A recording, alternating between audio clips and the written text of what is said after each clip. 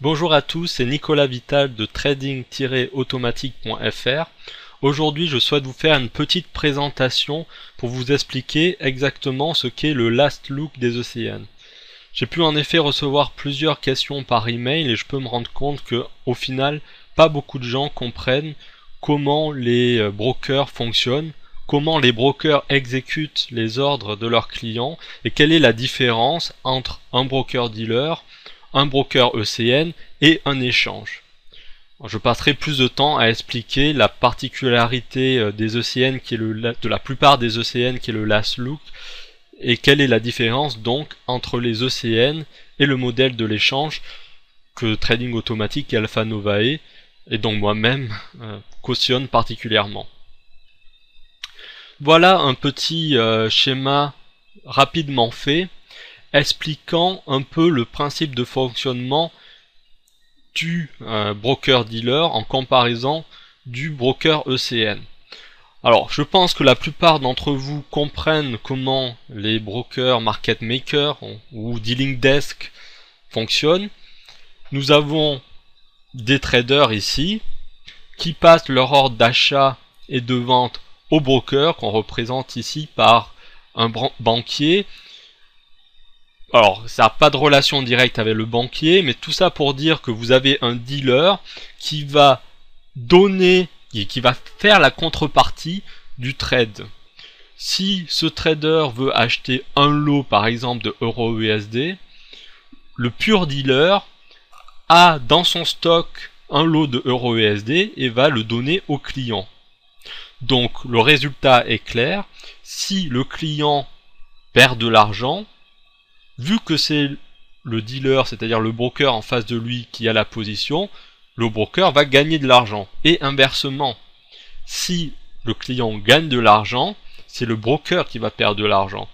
Donc dans un modèle purement dealer, tout ce que perd le client, c'est ce que gagne le broker. Et bien entendu, ce modèle, je pense en tout cas, n'est pas viable pour le trader.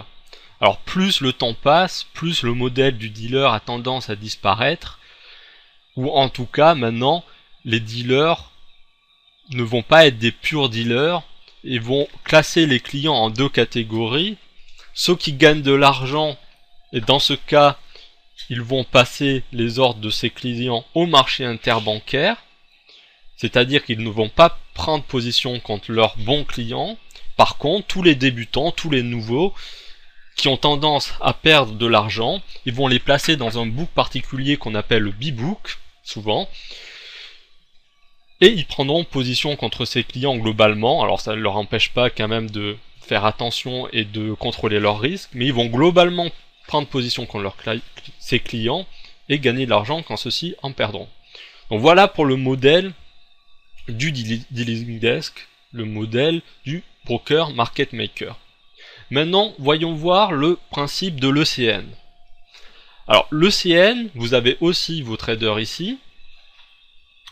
On représente le broker. Alors, pourquoi un ordinateur? Parce que en théorie, dans un ECN, la transmission des ordres est automatique. Tout se passe relativement rapidement.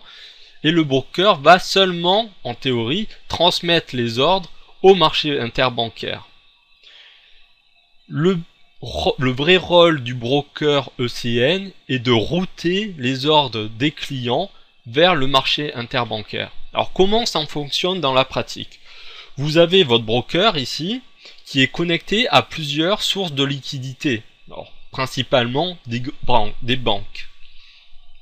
Chaque banque fournit des flux de cotation. Ok? Donc ils vont proposer un ask, le meilleur ask, et le meilleur bid. Par exemple, cette banque va proposer 100,99 et ici, cette autre banque va proposer un ask de 100 et un bid de 98. Évidemment, dans la pratique, ils associent une quantité à chaque level de prix.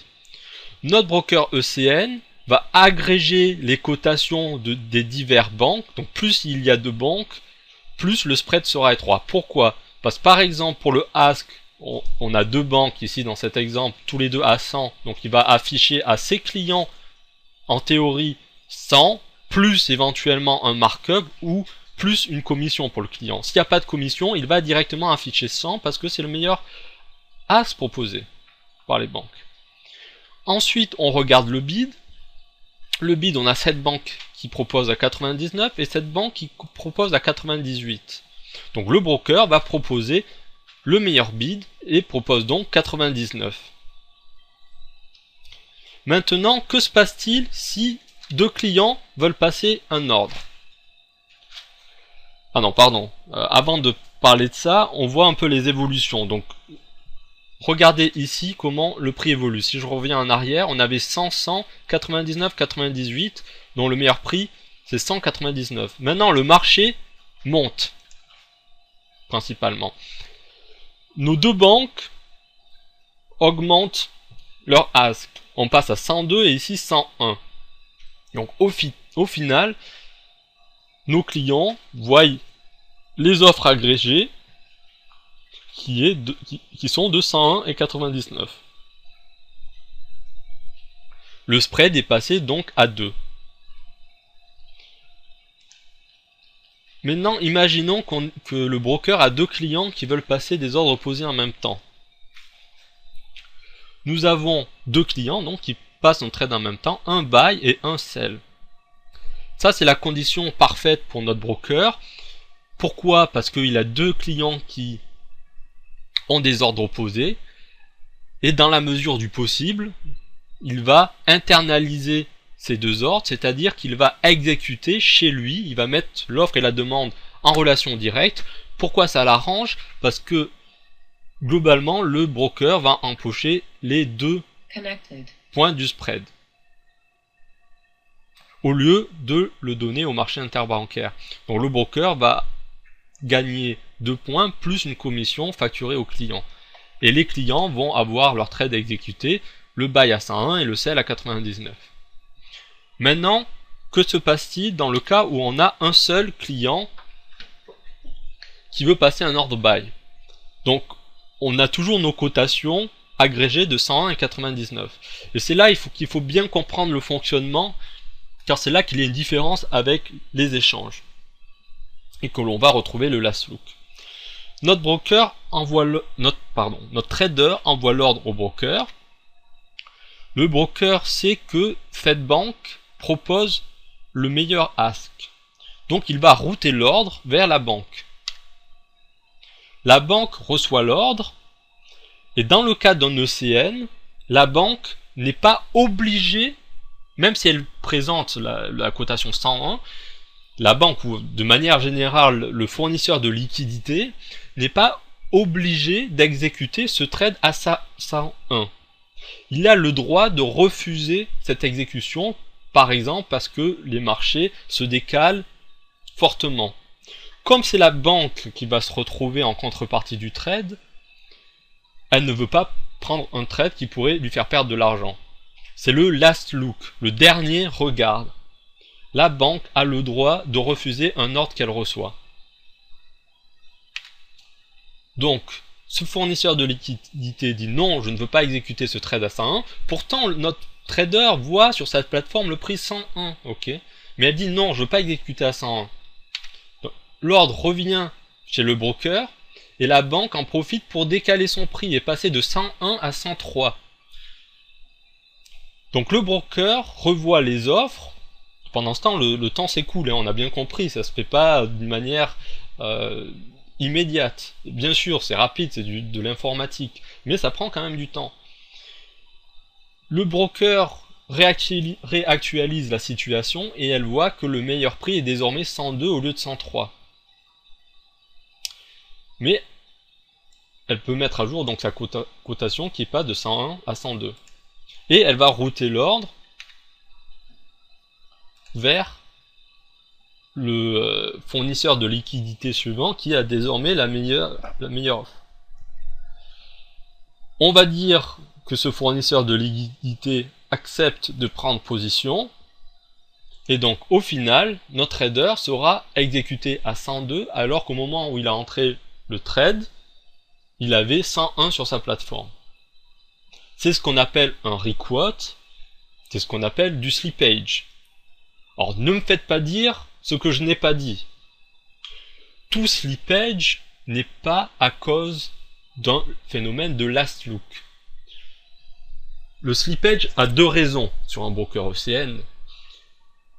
Soit c'est parce que les marchés ont bougé entre le moment où vous avez envoyé votre ordre et le moment où le broker ou du moins le fournisseur de liquidité a reçu cet ordre, les marchés bougent, donc on a un slippage.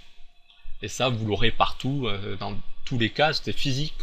Quand on envoie un ordre, dans le meilleur des cas, l'ordre pourrait aller à la vitesse de la lumière. Bon, il n'ira jamais à la vitesse de la lumière, mais au niveau physique, il pourrait aller jusqu'à la vitesse de la lumière, mais il ne peut pas se téléporter. Donc vous aurez du slippage. Par contre, le modèle ECN rajoute un slippage supplémentaire qui est lié au last look. En gros, on donne un avantage au fournisseur de liquidité pour lui donner le dernier mot. Maintenant, voyons voir le fonctionnement de l'échange. Comment fonctionne l'échange? Donc on a plusieurs traders ici, tous connectés à une place de marché centrale. Ok. Les fournisseurs de liquidités sont aussi connectés à cette place de marché centrale. Les ordres vont être exécutés non chez les fournisseurs de liquidités que nous voyons ici, mais ils vont être exécutés sur la place de l'échange. Ce qui est très important, nous allons voir. Associé à un échange, on a généralement un carnet d'ordre. Alors ici, pour l'exemple, je parle en particulier du LMAX Exchange, qui est le premier échange permettant de trader le Forex et les CFD, avec un écran de l'order book de l'échange, un écran produit par notre plateforme AlphaTrader. On peut voir ici le prix, donc ici c'était l'euro USD, oui c'est ça, l'euro USD il y a quelques temps, avec la quantité disponible, la quantité de liquidité disponible à chaque niveau. Le spread est donc la différence entre le meilleur ask et le meilleur bid.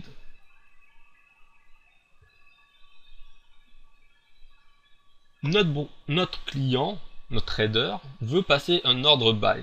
Qu'est-ce qu'il se passe? Il envoie l'ordre sur l'échange. L'échange agrège aussi les positions de tous les participants, c'est-à-dire pas seulement les fournisseurs de liquidités que l'on voit ici, il agrège aussi les positions de tous les traders. Les traders peuvent aussi rentrer des ordres limites dans le carnet d'ordre. Ces ordres limites vont s'afficher ici. Par exemple, vous voyez ces cases vertes, limit quantity 1, 126 au total sur ce niveau-là, mais moi si je tradais, j'ai placé un ordre limite ici, un sell limit, et donc j'ai participé à l'élaboration du carnet. On est passé 125 à 126. Pareil de l'autre côté. Bref, le carnet d'ordre est une synthèse des ordres de tous les intervenants, qu'ils soient fournisseurs de liquidités ou traders individuels ou asset manager ou hedge fund. Notre ordre arrive sur l'échange. Disons que le meilleur ask est 101. Là, je représente l'ordre qui arrive sur l'échange et il va directement s'exécuter en prenant la meilleure offre sur le meilleur ask, donc sur notre carnet d'ordre. Si on voulait passer une quantité de 1, ici on a 126, ça va passer à 125. En quelques millisecondes, 3 millisecondes en moyenne pour le LMAX Exchange, en quelques millisecondes, notre ordre est exécuté et les fournisseurs de liquidités ne peuvent pas refuser cet ordre. Cet ordre a été exécuté sur l'échange. Ils ne peuvent pas revenir en arrière. Et donc au final, notre trader est averti de son exécution à 101 au lieu de 102. Dans ce cas-là, il n'y a pas de slippage. Si vous tradez avec les bons outils comme notre plateforme, vous aurez dans la plupart des cas, vous n'aurez pas de slippage. Évidemment, il y a toujours une possibilité de slippage physique. Donc plus vous vous situerez près de l'échange, si vous faites du trading automatique, il faut placer votre automate près de l'échange. Vous pouvez facilement avoir des exécutions dans les 10 millisecondes. Il y a peu de chances que le marché bouge en 10 millisecondes, à part pendant bien sûr les périodes de très forte activité. Mais la plupart du temps, vous n'aurez pas de slippage. C'est ce qui fait la différence principale entre l'échange et le CN. Le last look est interdit, il n'est pas possible sur l'échange. Donc pour résumer, qu'est-ce que le last look? C'est la possibilité qu'ont les liquidity providers sur les ECN de refuser un ordre, malgré le fait qu'ils affichent une certaine offre, des certains prix en bid et en ask. La conséquence pour le trader, ce sont des slippages et des requotes.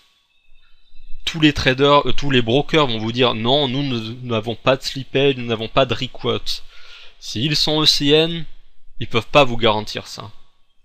Ils peuvent pas dire aux liquidity providers non, vous ne pouvez pas faire de requotes. C'est leur droit en tant que participant de l'ECN. La conséquence est aussi des délais d'exécution. Parce que quand on refuse un ordre, il faut repasser chez les brokers.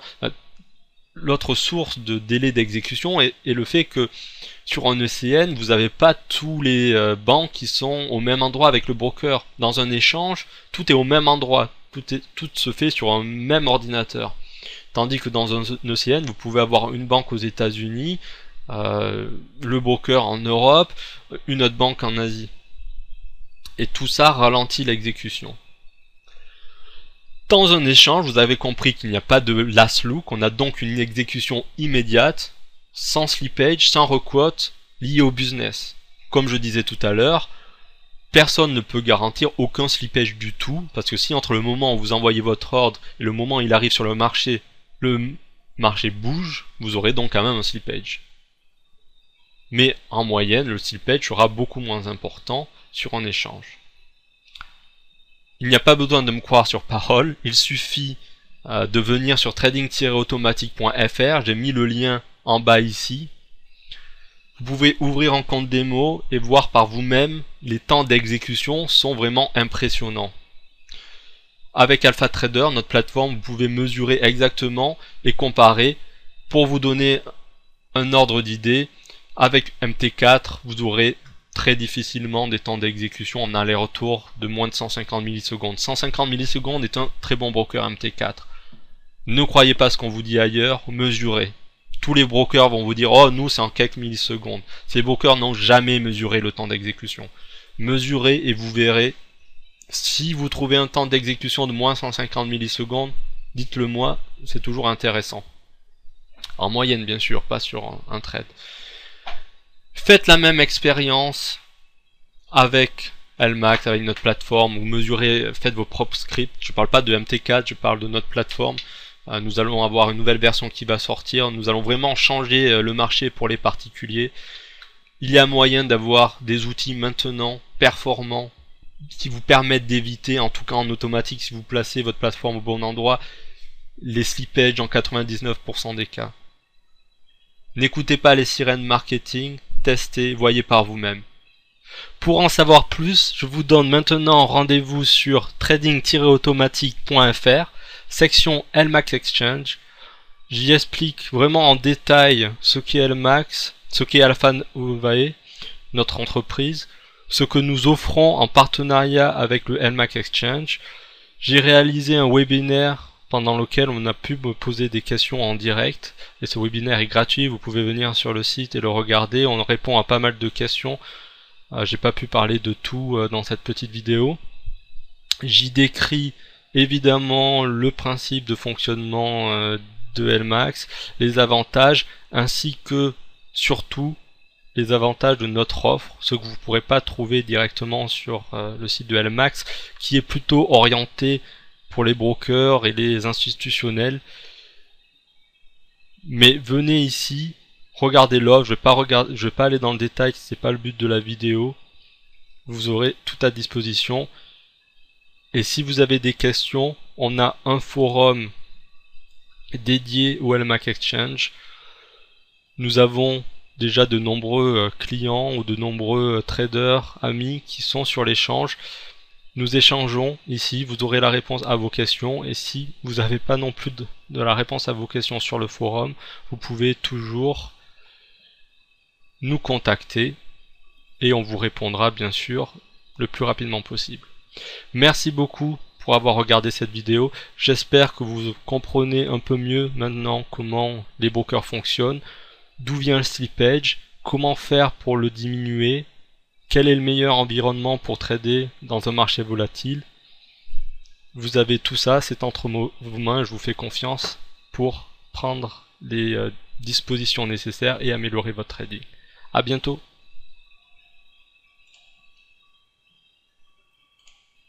Pour en savoir plus, je vous donne maintenant rendez-vous sur trading-automatique.fr, section LMAX Exchange.